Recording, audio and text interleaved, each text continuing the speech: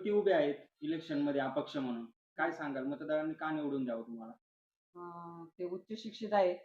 आजपर्यंत त्यांनी ग्रामपंचायत सदस्य, कृषी उत्पन्न समिती संचालक या पदांवरती त्यांनी काम केलेले आहे.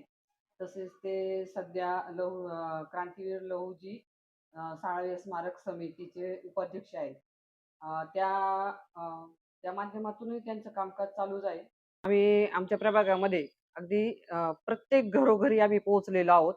त्यांच्या अडचणी, समस्या आम्ही जाणून घेण्याचा प्रयत्न केलेला आहे. त्याचा आम्ही एक यादी तयार केलेली आहे. या यादीतील ज्या अडचणी वगैरे त्या सोडवण्यासाठी माझे पती शिवाजी राजगुरू यांनी अ, नगरपंचायतमध्ये निवडून जाणे आणि त्यासाठी लोकांचा सुद्धा खूप छान त्यांना प्रोत्साहन आहे आणि सर्वांची अशी इच्छा आहे, की शिवाजी राजगुरू यांनी या प्रभागामधून निवडून यावे आणि आमची कामे करावीत आणि त्यांचा त्यांच्यावरती पूर्ण विश्वास आहे.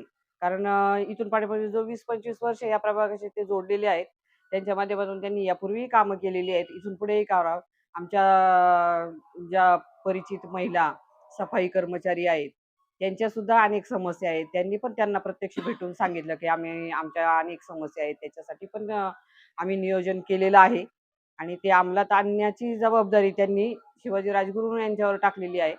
ते आणि त्या सर्वांच्या याच्यामधनं सर्वांच्या प्रोत्साहनाने, सर्वांच्या आशीर्वादाने शिवाजी राजगुरू हे नगरसेवक या पदी निवडून येतीलच आणि सर्वांची जनसामान्यांची कामे करतील, अशी आशा आहे. आणि त्यांचं कबशी हे चिन्ह असल्यामुळे 2 तारखेला इलेक्शन झाल्यानंतर 3 तारखेला शिवाजी राजगुरू हे निवडून आल्यानंतर आपल्या प्रभागामध्ये त्यांच्या जे निवडणूक चिन्ह आहे कबशीमधून चहा पिण्यासाठी सर्वसामान्य आपल्या मतदाराच्या घरी